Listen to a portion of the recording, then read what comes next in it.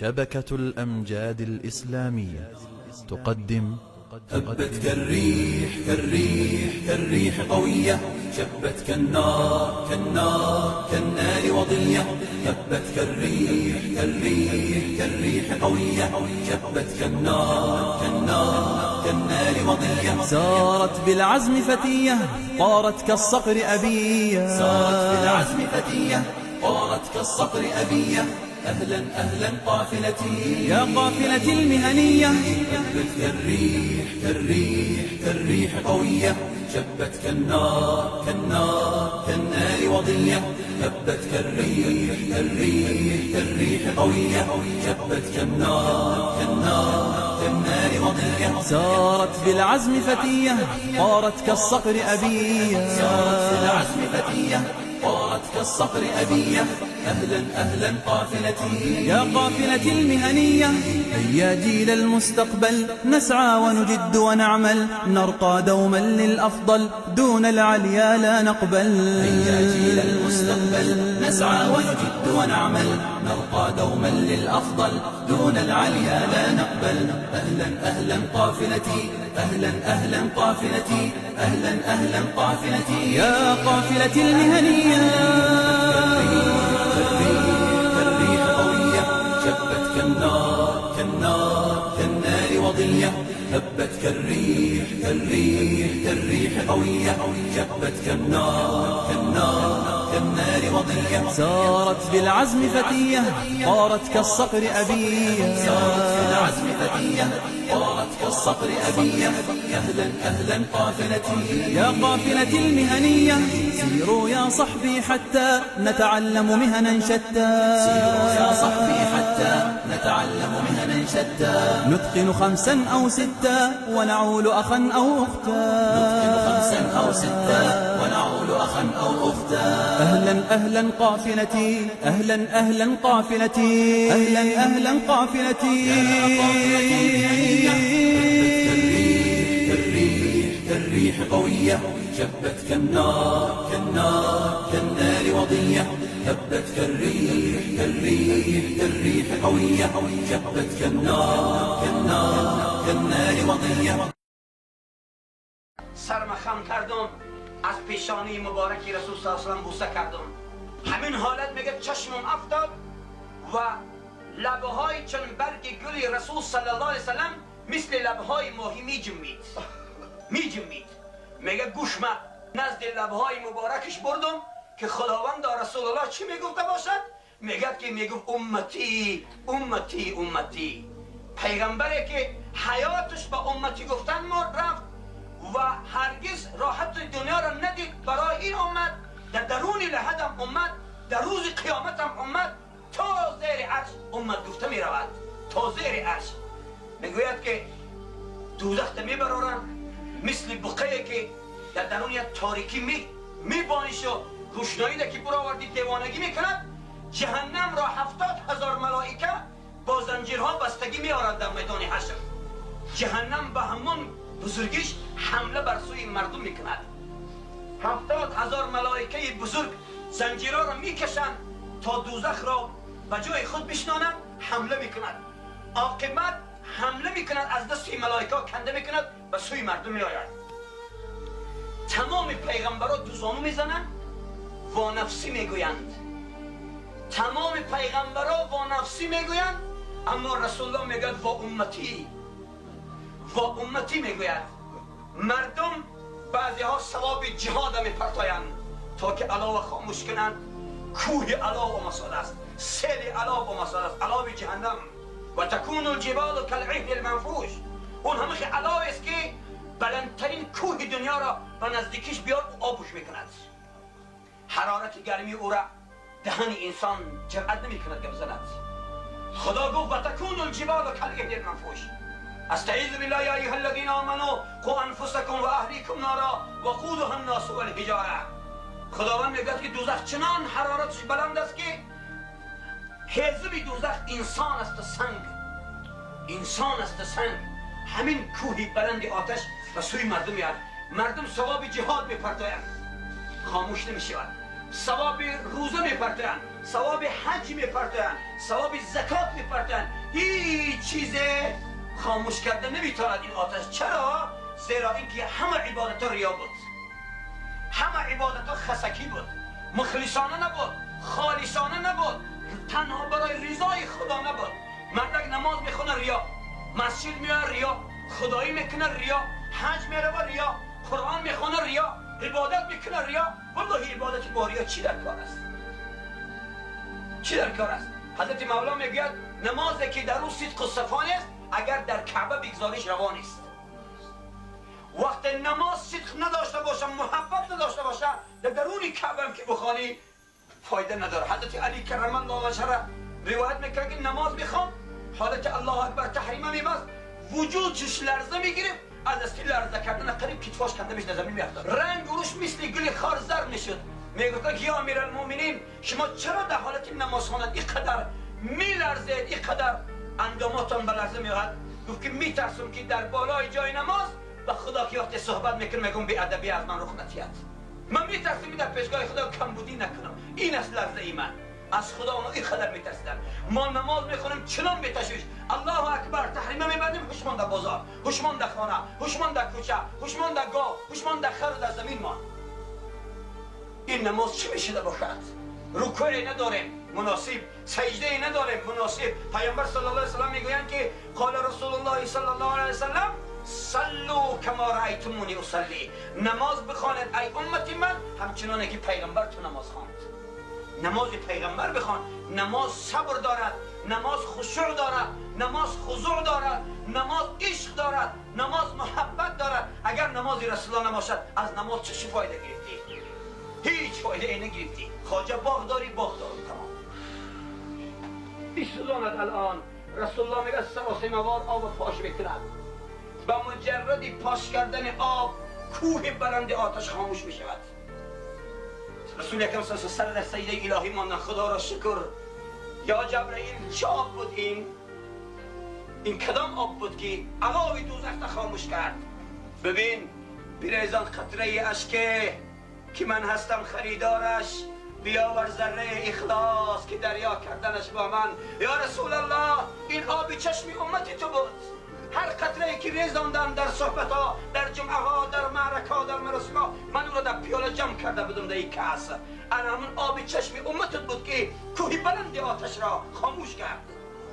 آب چشم امتی رسول الله قدر دارد، قیمت دارد. خداوند یک سر، در یک سر 4 تا چشمه داد. هر 4 چشمه نعمت است. آبش، طعمش، بویش جداگانه. خداوند سر داد، یک چشمه چشم. آب چشم شور است. اگر خاک شود چشمت اعما می شود، کور می شود. این معلوم میشه که آب چشم هم نعمت است. آب چشم شور است. این آب چشم شور است که در نظر انسان به قدر است، به قیمت است. الله میگه من این را به پول قیمت بخرمش. بریزان قطره اشک که من هستم خریدارش، بیاور ذره اخلاص که دریا کردنش با من. آب گوش تلخ است، بدبوی است. اگر قاق شود کر میشه انسان. این معلوم میشه نعمت بود است، شکری را به جا آوردن در کار. آب دماغ نه بوی دارد نه طعم دارد. اگر قاق شود دیگر هیچ بویی را نمیفهمی. این معلوم میشه نعمت بود است. آب دهان شیرین و لذیذ و گوارا، اگر قاق شود مرگ فرا میرسد. این معلوم میشه که نعمت بود است. در یک سر 4 تا چشمه. این چشمه ها را نعمت. من آیتی فاقدون فذکرونی اذکرکم، مرا یاد کنید به یگانگی، شما را یاد میکنم به بندگی. واشکروا لی ولا تکفرون. همه نعمت های مرا استفاده برید، کفر نعمت نکنید. چه خوردی روزه امروز؟ تو ما را شکر نعمت گهازی خوردیم، سیر کردیم الحمدلله تا سحر خدا پاچا. معده هامون آرام گرفت، جسم آرام گرفت، باید روح هم آرام بگیرد. غذای جسم نان و خوردنی و طعام بود، غذای روح سخن خدا. روح هم آرام گرفته ایستاده است، روح هم سیر کرده ایستاده است. چه خوردی روزه امروز؟ تو ما را شکر نعمت گو. غمی فردا مخور هرگیز که فردا خوردنت با من.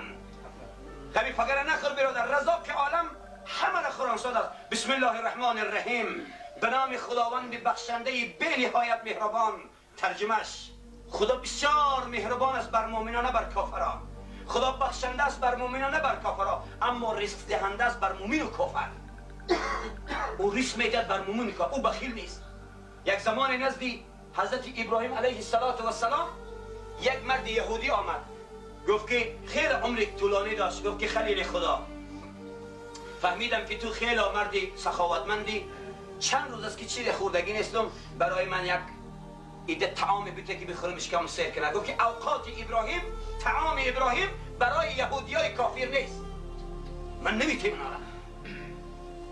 یهودی رفت، از در برآمد، ناامید. جبرئیل امین خطاب آورد، ابراهیم خلیل خدا، خدا بر تو سلام گفت. بعد از سلام الله جهان فرمود که این یهودی مشرک را 80 سال خدا رزق داده تا نیست، ابراهیم نتون یه ساعت بتیش. رزاق خورانان بخورندگی الله است. 80 سال خدای خلیل، خدای ابراهیم این یهودی را خورانید، پوشانید، حیاتش داد. ابراهیم از ساعت یک پیاله کاسه شوربه دادش نتونست. دوباره حضرت ابراهیم رفتن کافتن آوردن که بنده خدا برای تو مرا عتاب کرد، دوباره طعامش داد، دوباره شرابش داد، دوباره اوقات طعام و لباسش داد، هر چیز خدمت ادا ازش میامد کرد. گفت که یهودی که خدایی که دوست را بر دشمن یک کرد، لا اله الا الله ابراهیم خلیل الله، ایمان آورد، در حال ایمان آورد. در زمان پیامبر صلی الله علیه و سلم یک قبیله بود به نام بنی تنیم. در مکه مکرمه قبیله بنی تنیم خیلی قبیله با نفوذی مکه بودن. زمانی که گشنگی فرا رسید، بسیار رسول اکرم سنگ قناعت درش کم بستگیان، خودشان هم چند روز چیز خوردگی نیستن. اصحاب پیامبر صلی الله علیه و سلم چنان گشنه و لاغر در زیر درختان خرمه ها، در زیر درختان سایه ها، هر طرف افتیدگی از دست گشنگی. عایشه صدیقه رضی الله عنها روایت میکنن که رسول اکرم صلی الله علیه و سلم تا حق امت دوست می داشت که 2 ماه و 3 ماه تا دیدان رسول الله علاوه نمیدید، به خاطر که امت کم بغل بود، خونش هیچی نداشت، چشم امت به سوی دیگی پیغمبر چار می شود. امت که گشنه بود پیغمبر خدا نان نمیخورد، تنها خرما و آب خنک میخورد، زندگیش به همین دوام میداد. یک تا یهودی آمد از قبیله بنی تنیم، آمد گفت محمد صلی الله علیه وسلم، ما از قبایل بنی تنیم هستیم، گشنه هستم. سبحان الله. گفت که لوچ هیچ لباس نداشت، گفت من در لباس بده، من لباس پوشم. حضرت رسول صلی الله علیه و سلم گفتن صحابه ها که در این در لباس بده. حضرت سلمان فارسی خیز گفت که یا رسول الله من ردای تنم میتیمش، ردای مبارک کشیدم در تن یهودی پیشم رفت. علی کرم الله وجهه بلند شد گفت من امامه سرم میگیرم، صدا چگیری سرش من. عثمان زین نگو من یک تا شتری سرخموش میدیم. خلاص صحابه هر چی دادنش. گفت یا رسول الله دنیا دادی. ما گفت اشکم هم سر که اشکم بسیار بشنه است.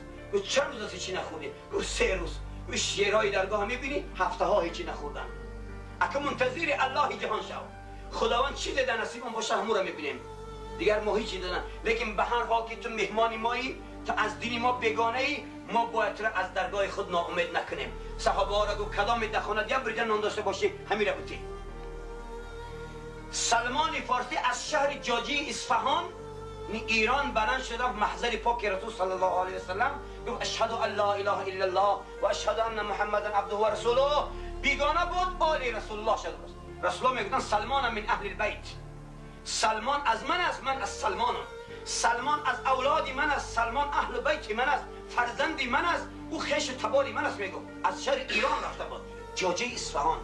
لیکن ابو جهل امکی امک بچه رسول الله بود، بیگانه شد بدبخت. این خدا را به هدایت که نکند گفتم قین است. ابو جهل که بدبخت رسول الله به چشم سر میدید ایمان نمی آورد. سلطان ویس قرنی در عشق رسول الله سوخت، پخت کباب شد که از درونش بوی جگر بریان می آمد. در عشق رسول الله، رسول الله ندیده رفت، صحابه نشد. صحابه کسی را میگی رسول الله به چشمش دیده. سلطان ویس قرنی ندید از رسول صلی الله علیه وسلم. وقتی که از خانه‌شان از مادرش یک چند ساعت اجازت که برای زیارت رسول الله گرفتن، گفت که من هیچ کس که ندارم، باید تا تیز برای زیارتتون گرد بیا. وقتی سلطان ویس قرنی آمد حضور محضر رسول صلی الله علیه وسلم، عایشه صدیقه را گفتن که رسول الله همینجا است. گفتن الان رسول الله باید عده صحابه که جای سفر کردن. گفتن که میان به نزدیکی، گفت که نمیدونم که الان کی میپوید، اگر که در کار باشه منتظر شو. گفت که وقتی کم دارم، مادرم بسیار ناتاب است. گفت مادرم من اجازه که بیشتر نداده است. خیر گویا که در کجا نشست میکنه رسول الله؟ گفتن که همین حجره جای نشستی رسول صلی الله علیه و آله آمد. فوکی مبارک شمان از جای نشست پیغمبر بو کشید و چهره های مبارک در جای رسول صلی الله علیه و آله می شکید. همون ریشا و محاسن مبارک در جای نشست پیغمبر می شکید. از همونجا گفت الصلاة و السلام علیک یا رسول الله. سلام و سلامتی بر پیغمبر فرستاد. از حجره پشتکی برآمد، دویده بود پیش مادر آمد، خدمتی مادرش. سلطان ویس قرنی از یمن با شنیدن صدای اذان بلال 5 وقت نماز میخواند. بزرگی را بین. از مدینه بلال اذان میگفت در یمن که 800 کیلومتر است، سلطان ویس قرنی میشنید و با ندای اذان همون 5 وقت نماز میخواند. لیکن رسول الله نصیبش نکرد. به دنیا آمدم من از برای دیدن رویت، شنیدم صد دریغا از خزانت یا رسول الله. ندیدم حسرت من در جهان از روی زیبایت، زی دنیا میروم با آرمانم یا رسول الله. ما را آمدن من به این دنیا خدایا برای دیداری رسول الله است، لیکن اگر در اینجا ندیدیم امید دارم که فردا ما را نشان میتی پیغمبر مونه. مقصد ما مرام ما دیداری اول جمالی به مسلمانند خودت، بعده جمالی به مسلمانند پیغمبری بزرگوارت است.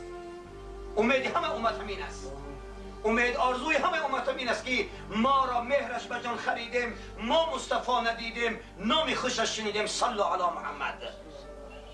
اینقدر داد و فریاد و سوزش ما امت اسلام برای دیدار رسول الله است. نباشه ما چه خدمت کردیم به پیغمبر؟ آیا همچون امت خدمت رسول الله انجام دادیم برادرها؟ والله نه نتونستیم. من تعجب میکنم، میترسم از خدا که فردای قیامت خدا هممون در محشر خیزاند و قاضی شود. خدا در حالت گوید که به پیغمبر تو چه خدمت کرده؟ هیچی نداریم در دست ما. به دین احمدی چه خدمت کرده؟ امروز مردم امتی رسول الله در باطلاق کفر شده، در باطلاق کفر درآمدگی دیگه، نه پروای دین و دیانت و حرام و حلال و ستر و حیا و خدا هیچی پروا نمانده. الان اهل علم و فضل و داناها و معرفت دارا سکوتن. ترسی حکومت، ترسی منصبداران شنان بر زمین، شنان اهل علم که دیگر زبان حقو را پوشاندن. یک کسی نیست که زبان بالا کنند. های مردم بگه لا اله الا الله محمد رسول الله. رسول الله در طول هیچ عصر و زمان چنین عصر پیغمبر که نبود. اول بعثت رسولگیشان پیغمبرشان مشرکان اینقدر تهدید میکردن، اینقدر آخر الحمدلله حکومت دارای محمد نامی مسلمانی دارن. اگر شما سخن حق و قرآن و پیامبر را حق بگوید، اگر شما دیگرگونش نکنید چیز خدا و رسول خدا گفته است، علما به مردم خوب ایدی نفهمانند، حکومت هم هرگز مردم چی نمیگوید، علما را چی نمیگوید. این حکومت ای بالاش تا تا پایینترش همش بچه مسلمان ای، همه یاد دگوشان از آن گفتگیان، همه یاد نامش امام علی و نمیدونم محمد سعید و عبدالله و همینا به نام محمدی ذکر شدگیان، به نام اسلامی و قرآنی و احمد و محمد و امام علی و فلان و فلان و فلان. این خیلی نامای ایمانی و قرآنی. پدرای اینا هم همه سیدزاده و کلامزاده و همه اهل علم و علما در خدمت کرده رفتن. اینا با صدای اسلام و قرآن زندگی کرده گذاشتن. اینا هرگز دشمن دین نیستن. اینا فقط که ناجا میفهمانن اینا را در هیجان میارن. اگر خوب فهمانن اینا ضدیت نمیکنن برادران عزیز. لیکن تعجب که علما چرا سخن خدا نمیگوین؟ اینجاش تعجب است. زبان حقگوی علما بسته شده است. خداوند در قرآن وعید کرد برای علما که استعیذ بالله یا ایها الذین آمنوا لما تقولون ما لا تفعلون. سوره صف میگوید های آنهایی که ایمان دارید، خصوصا علما، چرا که اگر شما یک کاری خوب شرعی باشد به مردم بالای مردم در زمشان میکنید، خودتان در دیگه جا معیشت راحت میکنید. پیش از آن که حضرت امام اعظم رحمت الله علیه هر عملی را که بر مردم فتوا میدونن، اول در تقوای خودشون او را برمیکشیدن، اول خودش نمیکرد. اگر میخوای که سخنت به مردم مؤثر شود، سخنت را مردم گوش میکند، حلقه گوشش میکند، قبول میکند، مردم تو را همچون پیشوا انتخاب کنن قبول بکنن، اول خودت از خدا ترس، اول راه خدا را خودت بیا. عالمی باشی که با مردم لاف بزنی و عالمی باشی که مردم از سخن خدا بگویی و خودت حرام خوری کرده بگردی، خودت تقوا نکنی، بالای مردم مسلمان ظلم کنی، تو چی دیگر عالمی داری؟ دیگر چه عالمی؟ اگر عالمی باشه تقوا نه، در پیشگاه خدا عالم بودن شرط نیست. خداوند نگفت؟ خداوند تو چی گفت؟ اعوذ بالله من الشیطان الرجیم، ان اکرمکم عند الله اتقاکم. بزرگترین شما، بلند مرتبه ترین شما، با آبروترین شما، عزیزترین شما نزد من با تقواترین شما است. عالم شما نیست، سفیر شما نیست، وزیر شما نیست، رئیس شما نیست، پای و کمبغل شما نیست، جوان و پیر نیست، مرد و زن نیست، بلکه با تقواترین شما.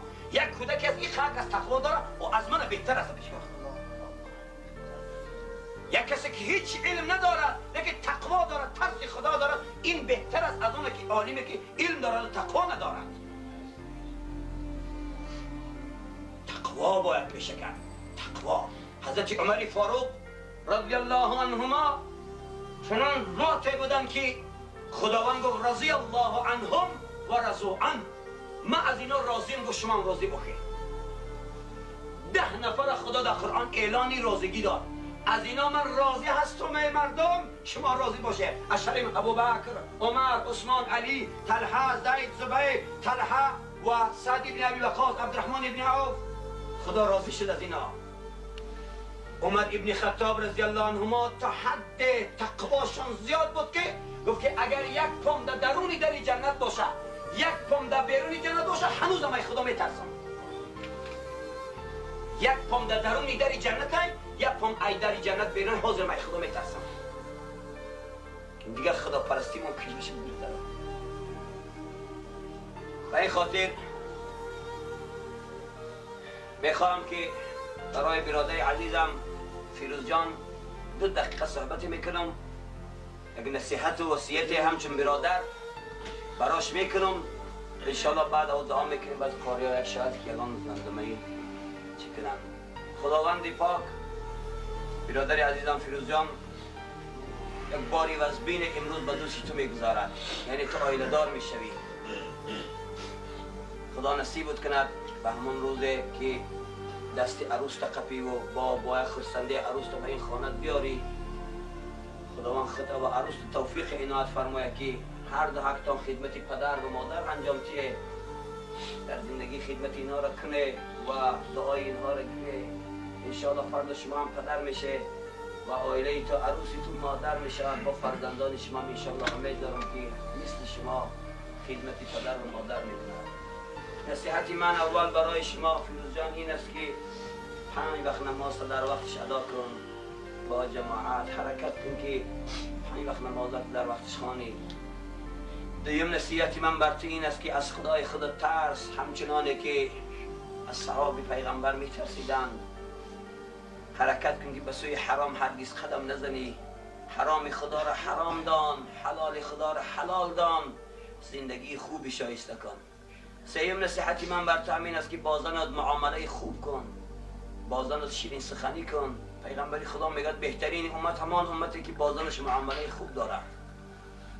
رسول اکرم صلی الله علیه وسلم در معامله زن و شوهری بسیار خودشان احتیاطان کارن. حتی پیغمبر خدا با زنهاشان شما و لبیک دیگه میزدن، شما و لبیک دیگه میزدن.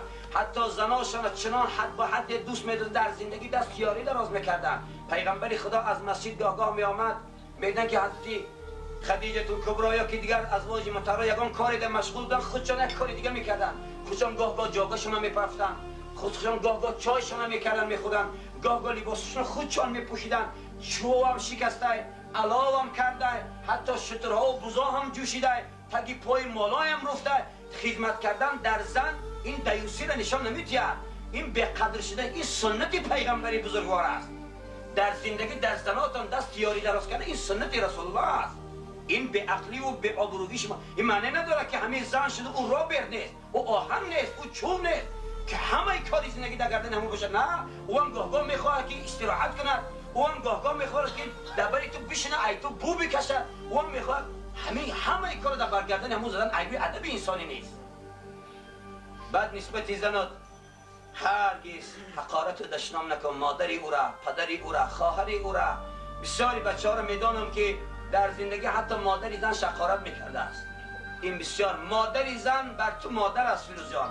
4 پیل و 4 تکبیر میگفتن بزرگان. خسار خوشتامان پدر و مادری تو.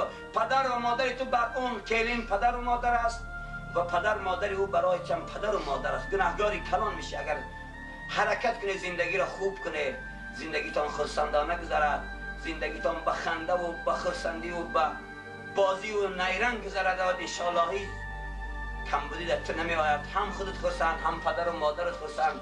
انشاءالله امید دارم که بابایش حاجی و فرزنداش همه اهل ایمان، اهل قرآن، اهل صلاحند. انشاءالله با من فهمیدیم که فرد حضرت استاد شمیم نوردین جان در مرکت قدم می‌ورزد است. انشاءالله برای تو برکت است، برای تو فیض است که وارث پیغمبری بزرگوار، بهترین انسانی که خداوند او را برای ما یک هدیه داد، حضرت ایشان که امروز خانه تو قدم رنجه میکند میآید. به خاطر ایمانداری تو، به خاطر دوستداری و محبتی تو که به خدا و رسول است، حضرت ایشان میآید خانه تو. انشاءالله معرکت را آباد میکند. امید دارم که بازم فیض و فتوح زندگی زیاد میشه. خدای تبارک و تعالی این توی مبارک کنه و خدای رشته محبت و دوستی را میان مسلمانان برقرار کند. خدا وطن ما را، مملکت ما را با اسلام و با قرآن و با ایمان و با توحید خدای زینت بیده. پروردگار 7 میلیون مسلمان تاجیکستان را خدا توفیق بندگی عنایت بفرما. پروردگار مسجد و مدرسه های وطن کشیده و آباد بکن. خدا چیزهای گم کرده من دوباره به دست ما باز بیار. پروردگار قرآن حاکم خاندان هر مسلمان بگردان. الهی فرزندان ما مسلمین را از پیروی قرآن جدا و خالی نگردان. خدا زنان و دختران و خواهران و کلینان مسلمان صاحب عفت و شرم و حیا بکن. پروردگار از بی‌حیایی و شرمندگی دنیا و آخرت خدا ایمنشان نگه دار. خدا موسفیده را صاحب ایمان مفصل و مجمل کن. خدا کمپیرکا را صاحب ایمان بکن. جوانا را با غیرت و با ناموس بگردان. خدای بیمارای مسلمین را شفا بده. الهی محبوسان از محبس آزاد بگردان. خدا قرضدارای اهل اسلام از قرض خلاص بکن. پروردگار فرزندان مسلمان که برای یافتن روزی فرزندشان به مملکت‌های روسی رفتن، اونا را بای و غنیشان گردان. صاف و سلامت با دست پر صحت و سالم و غانم به نزد پدر و مادر و زن فرزندکاشان باز بیار. پروردگار خدا کریم این ملتی کوچک و این ملت مسافر و این ملت تنگ دست پروردگار هر چیز زودتر خدایا از تمام ظلم های دینی و دنیوی خدا خلاص گردان. و پروردگار خدا کریم اعلای کلمت الله را برای سر ما استوار بگردان و گوشهامان تا روز قیامت و شنیدن ندای لا اله الا الله محمد رسول الله استوار بگردان. خدا توی فیروز جان مبارک کنه. خدا برکت در عمر و کسب و کارش عنایت فرما. پروردگار بهترین خوشی‌ها و لذت‌های دنیا را خدا نصیبش بگن. ربنا آتنا فی الدنیا حسنه وفي الآخرة